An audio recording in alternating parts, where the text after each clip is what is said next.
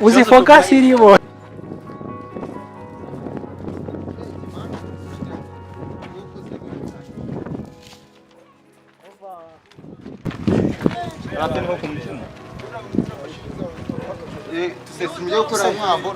Yo ugiye kumfata ishusho nyine ngewe nzana nazo ako suru focus rurimo wa mugani oya reka kwigana bidaragize namwe mbate muri behind the scenes hano ngo muri abafigira batemo ako focus irimo agira ngo sima mu rutoki ira foto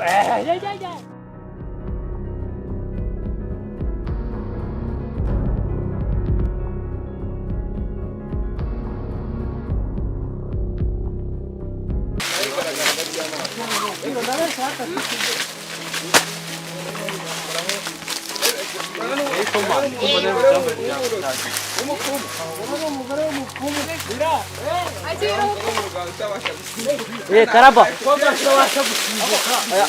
kiri mwaje cena y'Imana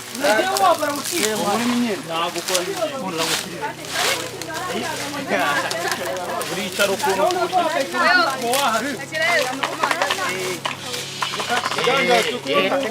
akaba umujyana batiza agatuma uyu mujama akaba ari ku kinyama ariko ngo bimeze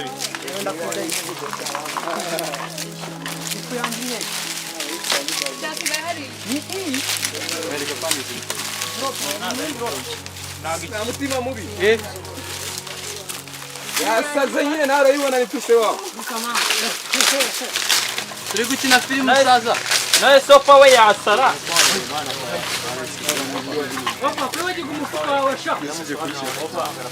we aya beka guhambira n'ikirere ni ikirere nabo ndigende nshaka zana ikirere wopa ndimo ndagashaka kare kazenguruka ewa mwita karaba ako ni n'umurozi ndagasa kwa mubonye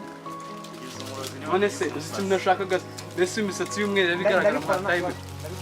basa nta filime mane ari mintu uramunuze oui kino kintu maragikata ariko oya kibore gusa kodise guturuka mu cy'itanu ego man yo kwamba muri mubwira kino kintu mari kugikata mwa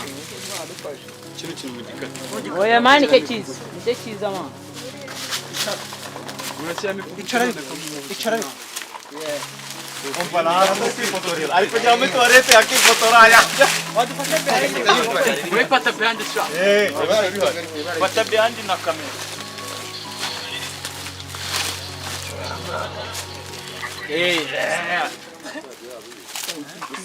no matrochi naho mirizo gukubita mu maso arakurambaye umupira nibyo ariko ese navuze ko umupfoti ibiti binanga aha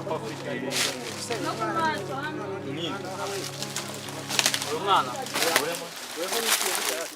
wewe ni mama dutunduti atwango waje gupima ngo bagone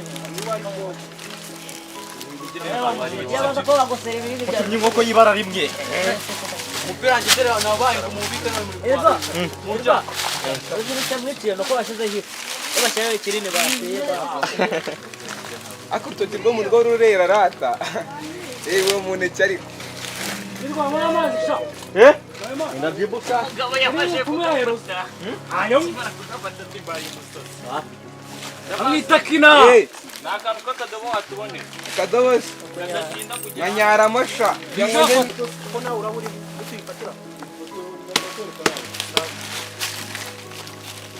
inde producer ni Damas na producer bita Damas inde producer chu wongo wanga Damas reka tureka kaporo reka kaporo ni setting Estane nawe opozira gukoza oya gukare kandi uyu mushya yiko kubirekera ikintu mbumbuye